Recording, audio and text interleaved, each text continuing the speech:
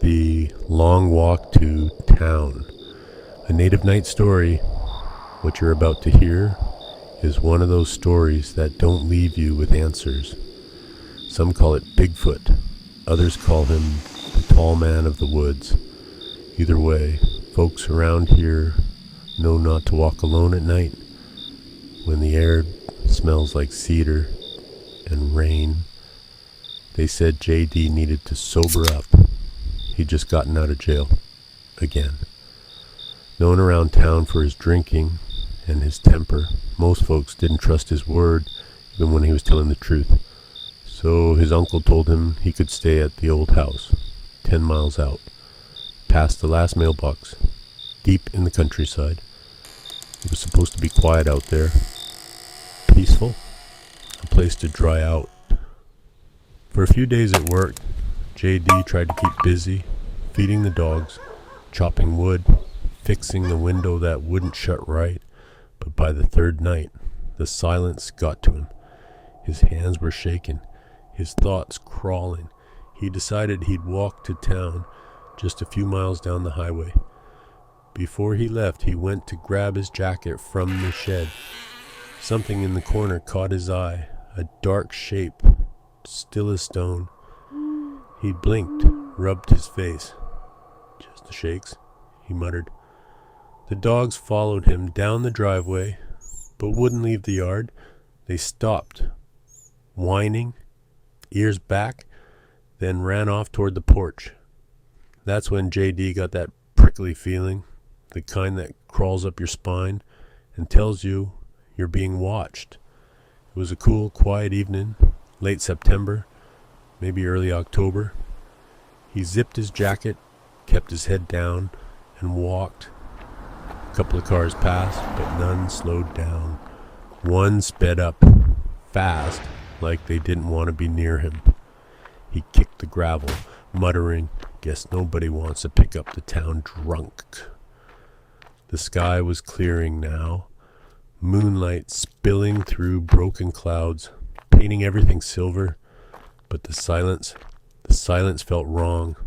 No crickets, no frogs, no wind. He walked another mile before he stepped off the road to relieve himself. That's when he heard it, a low grunt, deep and wet. He froze. Something moved behind a tree, big, heavy, on two legs.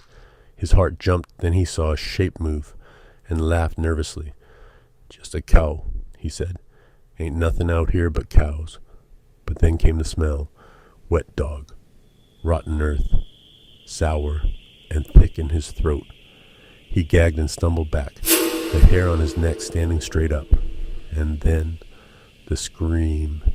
It hit the night like thunder, deep and long, full of rage. It echoed off the hills and into his chest. JD couldn't move. His mind went blank.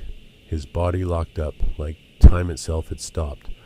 When it screamed again, closer, he broke free and ran. He ran so hard his heartbeat filled his head. His breath tore at his chest. The gravel slipped under his boots. Behind him, the sound followed, heavy, deliberate, too close. He didn't look back. Just when his vision blurred and his legs were ready to quit, he saw it. The faint glow of the gas station sign. Up on the hill, he pushed harder, lungs burning, every muscle screaming. When he reached the door, he pounded on it with both fists. "Come on, man, open up." No answer. He hit the glass again until the latch finally clicked. His buddy, the night clerk, cracked the door, eyes half open. "JD, you good, man?" JD stumbled inside, chest heaving, sweat pouring down his face. He leaned against the counter, whispering, "You smell that?" His friend sniffed. "Smells like wet dog, or something." JD just nodded, staring at the dark road outside. The next morning, people found tracks in the dirt near the ditch. Long, wide, deep. Too big for a man, too long for a bear. They said the air out there still smelled like cedar and something sour. Some people say that if you cross the tall man's path, you lose your mind, that he breaks something inside you. But for JD, it didn't work like that. Nobody believed him. Not about the scream, not about the smell, not about the eyes in the dark. But maybe that was the point, because after that night, JD never touched a bottle again. He never stayed at that house, never walked that road. He just said, sometimes the land has a way of sobering you up, one way or another. They say if you smell wet dog and cedar on a clear night, turn back. But JD says, sometimes the tall man don't come to take your mind. Sometimes he comes to set it straight.